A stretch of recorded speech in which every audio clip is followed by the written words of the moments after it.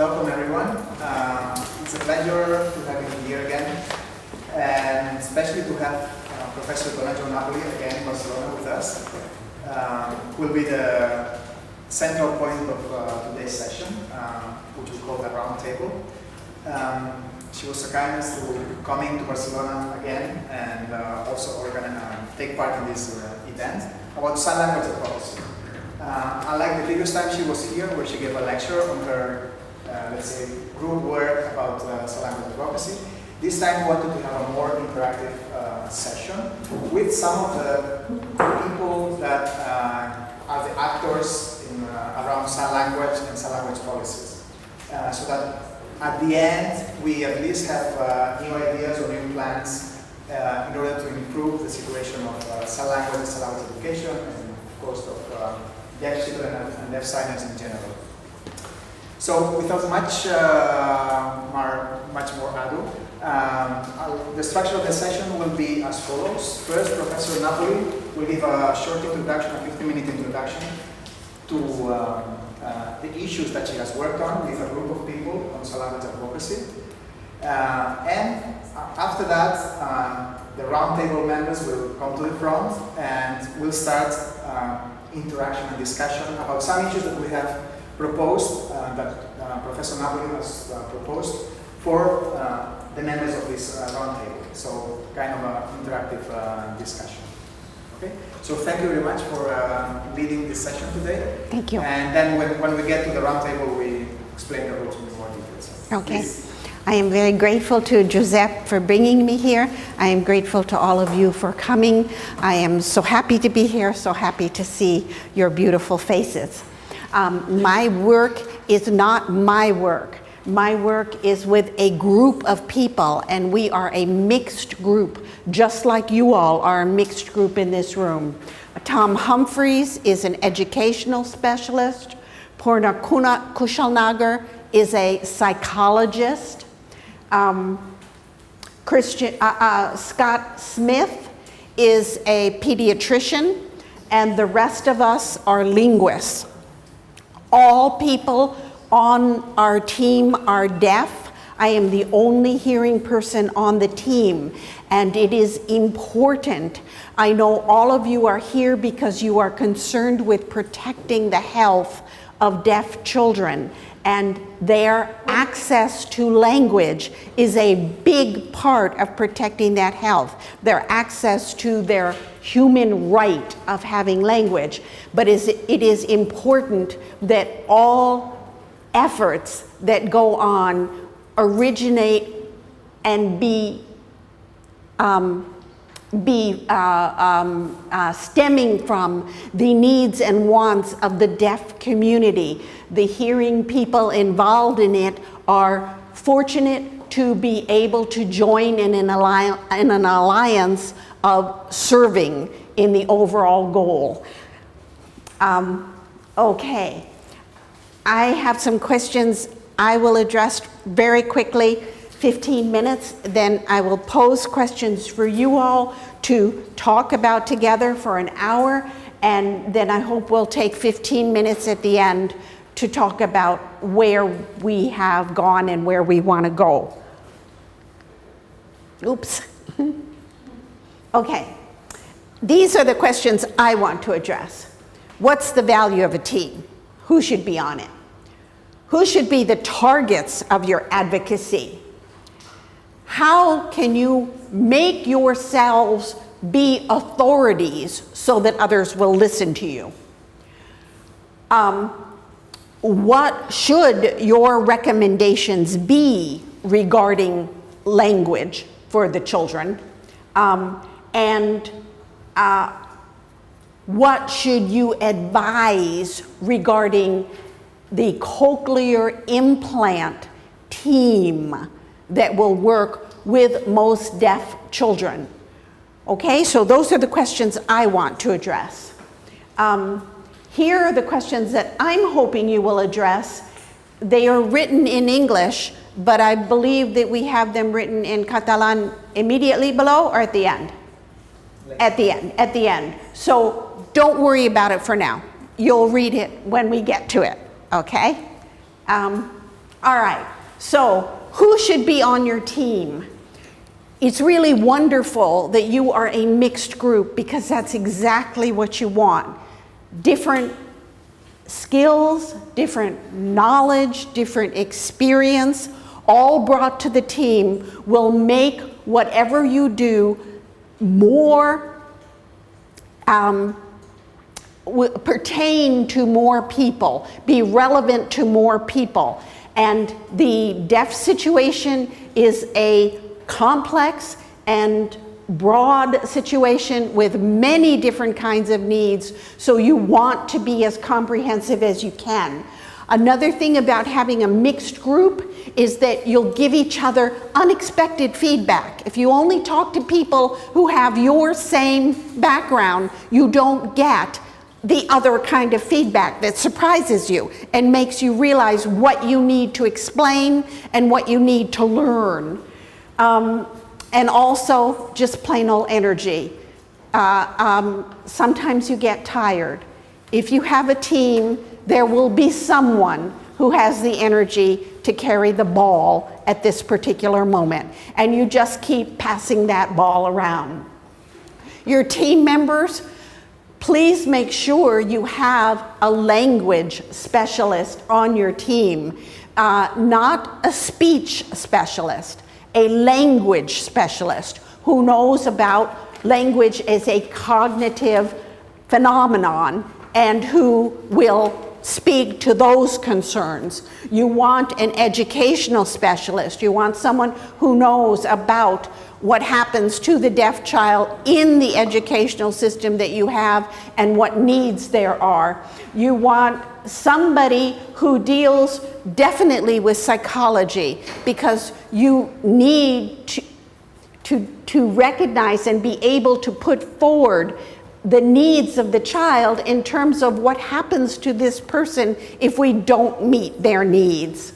And you've got to have the scientific side of it, the medical side of it, and you've got to get somebody who can help you learn how to present evidence in a way that the medical professionals can look at it and recognize it, and it will mean something to them and they will pay attention. You need someone on your team who loves to write, because you're gonna have to write materials. So it can't just be people who love to discuss. Somebody's got to be the one who's gonna write the first draft. Everybody's gonna keep changing it and changing it and changing it, but that first draft has to be written by someone who just loves to write and is not ego involved. We'll put it out there, it's not perfect, okay. We'll all make it better. And you need someone who's going to be in charge of tactics, keeping your eye on where you're trying to go. Okay, so it has to be a team that's theoretically mixed, but also mixed in terms of your skills. You've got to have some basic skills there. Who should be your targets? Your first target has got to be medical professionals. Because medical professionals, if you convince them of medical needs, biological needs, then they can change what is the standard of care. They can change that overnight. Your pediatric association in Catalonia, in Spain, can change what they consider to be the standard of care. That's what you want to aim for. You really have to get those medical professionals on board, and don't forget the people in medical professionals who are not doctors. Think about the nurses. They're very important. You also want to do something with your laws. In Brazil, they did. Yeah, I think there's no the visibility if you go. Sorry to interrupt you because she was telling. Stay in one place. Well, okay. As much as I'm sorry. Thank you very much. I'm sorry. Okay, so in Brazil, Someone got the government to pass a law that every deaf child had the right to an interpreter in the classroom in public education from the very start of public education to the very end. An amazing law that really changed the lives of deaf people in Brazil. And that's the kind of thing that you want to aim for if you can. In the United States right now, the team that I'm working on, we're trying to get a warning on cochlear implants, what's called a black box warning. We're trying to get a warning saying that cochlear implants do not guarantee first language acquisition. There's no such warning right now, and people do not know that it is not a guarantee. So we're trying to do that. You also want to get to social workers. Social workers see the children. They see the problems that come up. If you can get them to take notes on everything they see, and you can get them to report in a centralized place, you can very quickly amass a lot of information that is very helpful in making your arguments. Religious advisors, there are many communities, particularly small communities, where religious advisors can affect how the whole community behaves. If you get them to understand what the deaf child needs, perhaps the entire community will change in how they treat their deaf children. And obviously you need to listen to teachers. Teachers can keep good notes again, anecdotes, what they have seen, what they know that the medical professionals don't know. These are important sources of information, and those are targets, talking with those people. Okay, how can you be an authority? One thing you want to do is start getting your work. You write up what you want. If it's targeted at doctors, try to publish it in a medical journal. Try to publish it in the medical journal that has the largest readership that you want to target. You want to target pediatricians. That's who matter. So, okay. Use any contacts you have. Present at conferences, spread the information. And if you've got somebody on your team who's a online specialist, a web specialist, get a good website going, have a blog, get other websites to link to you. What should you advise regarding sign language? Every deaf child needs sign language. Every deaf child needs language. If you give them speech only, they might not get it. If you don't get language before the age of about 3, maybe 4, maybe 5, but we're thinking it's more like 3, you will have cognitive deficits. Many people do learn a sign language after that point, and they do very well in the deaf community, but there are a variety of ways in which they have been harmed. And you don't want to do that. You need to make the medical profession understand that the window of opportunity is small. Every deaf child should have a sign language. There is no guarantee that a cochlear implant will supply first language acquisition. Cochlear implants do best with people who have already had language, people who are 2 years old and they've been exposed to language all along, or older. They get a cochlear implant, they do very well often. But for first language acquisition, the evidence is very low. Sign language does not interfere with learning a spoken language. If you give a child a cochlear implant and you give them sign and they wind up bilingual, bimodal, terrific. That's wonderful. It is good for people to be bilingual, bimodal. But if you don't give them a sign language, it's like saying, I know how to drive my car. I'm a good driver. I'm not going to have an accident, so I'm not putting a seatbelt on my child. No, you have to put a seatbelt on your child. Many things happen. Your child needs a seatbelt. Every deaf child needs sign language. It is their seatbelt, their assurance of cognitive health. And if you have a language, you're a happier person. You can make jokes, you can make friends, you can be eloquent. There is no reason why we should only want minimal language adequacy for deaf people. There's no reason why we should be content with adequate spoken language. We should want every deaf child to have the possibility of being a poet. Let them give, and give them sign language so that they can do these things.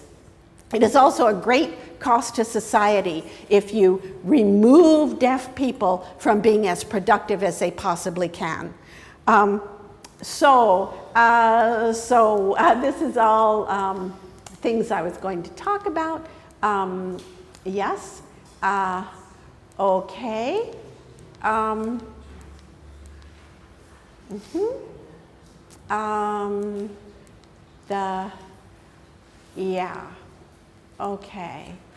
Okay.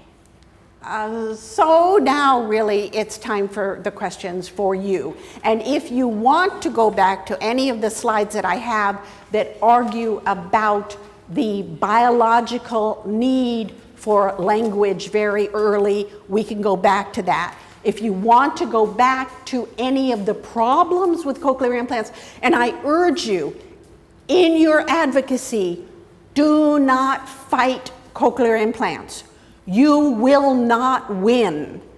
The hearing person who has a deaf child, the first thing they want is to cure their deaf child. They want to give their deaf child spoken language. They want their deaf child to be like them. They're going to do what the audiologist and the pediatrician recommend, which is a cochlear implant. Do not fight them. You don't want to be their enemy. What you want to do is protect the deaf child. You want to argue for sign language, not against cochlear implants. My personal attitudes toward cochlear implant are unimportant, and yours are unimportant. What matters is that the deaf child get sign language. So don't fight a tidal wave. You're going to lose. Spend your energy on fighting for what the child needs. Okay? So let's look at these questions and then... Okay, thank you very much for